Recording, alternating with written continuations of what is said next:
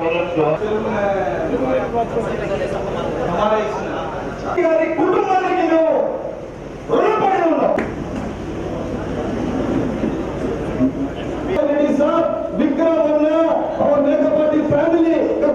अच्छे दिमागी आदमी है, अल्लाह कुछ करने जीतने की तौफीक अता करना हमारे मालिक अल्लाह खैर। मस्जिद లో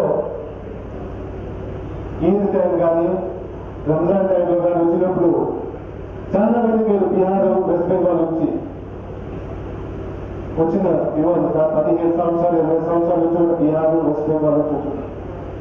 మీరందరూ గమనించారు ఇప్పుడు నార్త్ ఇండియాలో ఏ విధంగా ఉంది, సౌత్ ఇండియాలో ఏ విధంగా పరిస్థితులు ఏ విధంగా ఉన్నాయి, నార్త్ ఇండియాలో సౌత్ ఇండియాలో అంటే మన ఆంధ్ర కానీ తెలంగాణ కానీ కర్ణాటక కానీ ఏ విధంగా ఇక్కడ పరిస్థితులు ఉత్తర భారత్ కన్నా ఎందుకు మార్పు కావాలి? ఇక్కడ ప్రశాంతంగా ఉంది, మీ అందరూ హక్కులు మీ చేస్తూ ఉన్నాయి, మీకేమైనా చేయాలన్నా కానీ కొంచెం స్వతంత్రం ఉంది, ఎందుకని కొంచెం ఆలోచించాలని అవసరం.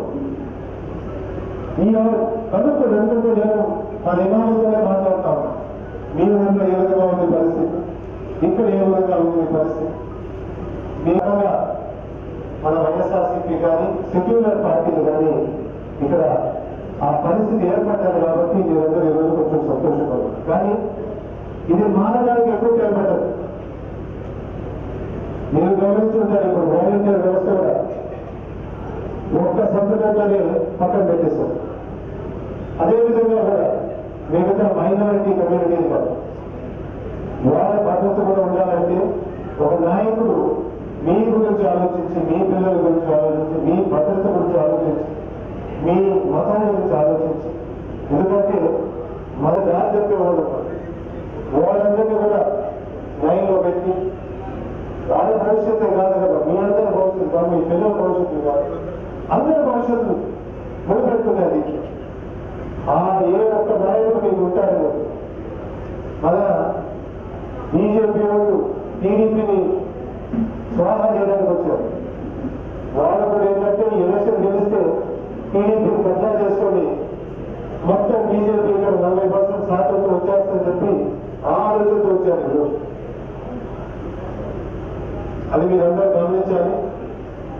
ఏ విధంగా ఆంధ్రాలో ఎంపీ పెట్టడానికి ప్రయత్నిస్తాం మీరందరూ గమనిస్తూ ప్రతి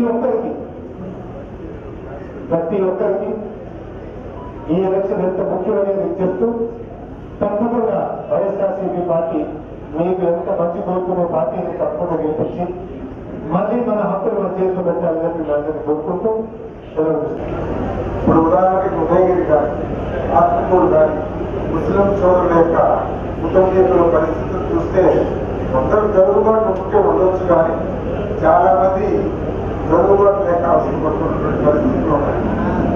అందువల్ల తప్పనిసరిగా ఈ ముస్లిం కమ్యూనిటీలు కూడా దేశంలో దాదాపు 15% పాకిస్తాన్ కంటే ఎక్కువ.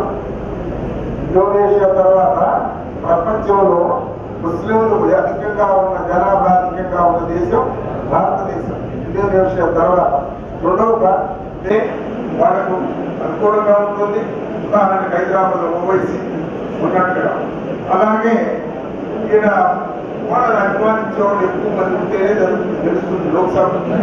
అని అందుకనే జగన్మోహన్ రెడ్డి గారు ముస్లిం పాపులేషన్ కాస్త అధికంగా ఉండి అక్కడ అసెంబ్లీ స్థానాలు ఇచ్చారు. మనకు అందరినీ డిప్యూటీ చైర్మన్ కూడా చేశారు. ఇంకా కూడా మాట్లాడేది మన జూనియర్ అక్కడ ఆర్ఎస్ వరంగల్లో ఆయనకి ఇప్పుడు కర్నూలు అసెంబ్లీ స్థానం ఇస్తూ ఆఫీస్ కాంటాక్ట్ మటుకు రాబోయే రాజ్యసభలో తప్పనిసరిగా పంపిస్తారు. రాజ్యసభకు కూడా ఈరోజు రాజ్యసభకు హర్యానీ పంపించాడు బాబురావు అనేది. రేపు రాబోయే రాజ్యసభ ఎలక్షన్ లో ఆయన తప్పనిసరిగా ఆఫీస్ కానీ రాజ్యసభకు పంపిస్తానని చెప్పడం జరిగింది. ఈ విధంగా ముస్లింలు బాగోగులు చేసే నాయకుడు జగన్మోహన్ రెడ్డి, రాజశేఖర రెడ్డి గారు చేశారు, వాళ్ళ కుమారుడు కూడా చేస్తున్నారు. అందుకని దయచేసి మీరు అందరూ కూడా ఏడంగా తారతమ్యాలు ఉండకూడదు. ముస్లిం సోదరులందరూ కూడా ఏకత్రాటిపై నడిచి జగన్మోహన్ రెడ్డికి విజయం చేకూర్చవలసిన అవసరం ఉందని కూడా నేను మనం చేస్తున్నాను. మనకన్నా చిన్న తగులు తగ్గాలో ఎన్ని కూడా పక్కన పెట్టి అవి తర్వాత చూసుకోవచ్చు. కానీ తప్పనిసరిగా మనకి అసెంబ్లీ ఎలక్షన్స్ ఉంటే యూసీసీ బిల్ అనేది మీరు సపోర్ట్ చేస్తారా, లేదా 4% రిజర్వేషన్ ఎన్డీఏతో మాట్లాడి మీరు తీయిస్తారా అనేసి అడగండి. ఇటువంటి మతతత్వ పార్టీలు వస్తే మీరు తరిగి కొట్టాల్సిన అవసరం ఉంది. ఇంకపోతే ఉదయగిరి గారు శవానికి పెట్టలేసుకునే అమెరికా నుంచి ఉన్నాడు. పాపం కష్టంగా చేసి కష్టపడే వాళ్ళకి అజీజ్ భాయ్కి ఏదైనా చీల్చి అయినా మనం నా గొంతు చీల్చుకొని అమ్మా చంద్రబాబు నాయుడు గారు మన పార్టీ నుంచి పోయి అమ్మా లోకేష్ అన్నాడు. ఈ రోజు ఆయనకి కిడ్నీలకి స్టెంట్ చేసే పరిస్థితి తీసుకొని వచ్చేసాడు అజీజ్ భాయ్కి. పాపం పల్లె రాముడు గారు కష్టపడ్డాడు. అతన్ని కూడా తీసేసి ఇంపోర్టెడ్ మనిషిని ఉదయగిరికి తీసుకుని వచ్చారు. వీళ్ళకి మేము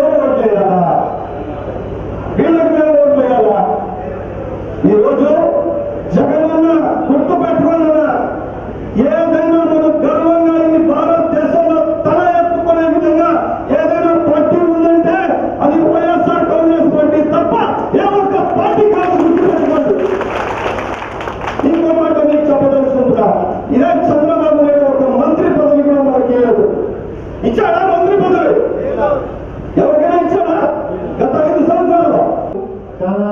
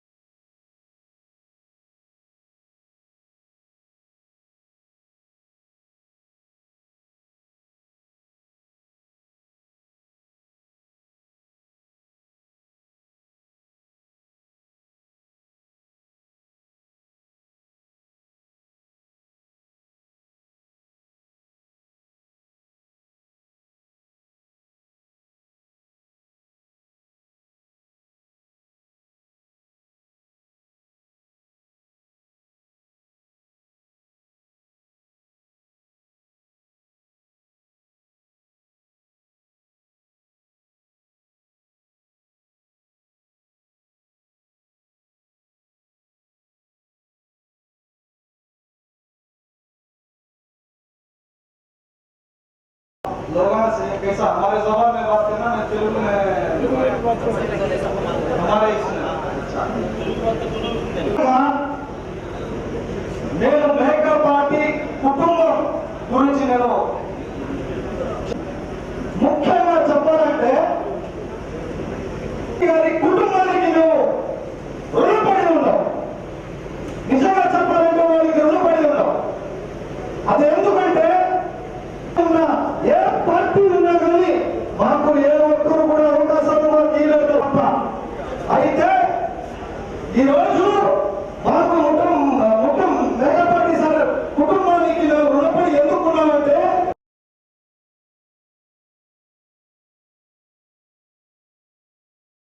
लोगों से कैसा हमारे जबान में बात करना, मैं तेलुगु में हमारे నేను మేకర్ పార్టీ కుటుంబం గురించి నేను ముఖ్యంగా చెప్పాలంటే గారి కుటుంబానికి మేము రుణపడి ఉన్నాం. నిజంగా చెప్పాలంటే వాళ్ళకి రుణపడి ఉన్నాం. అది ఎందుకంటే ఏ పార్టీ ఉన్నా కానీ మాకు ఏ ఒక్కరు కూడా అవకాశాలు. మరిన్ని వీడియోస్ కోసం ఛానల్ ని సబ్స్క్రైబ్ చేయండి. లేటెస్ట్ అప్డేట్స్ కోసం వాట్సాప్ ఛానల్ ని ఫాలో చేయండి. అండ్ లింక్ డిస్క్రిప్షన్ లో ఉంది.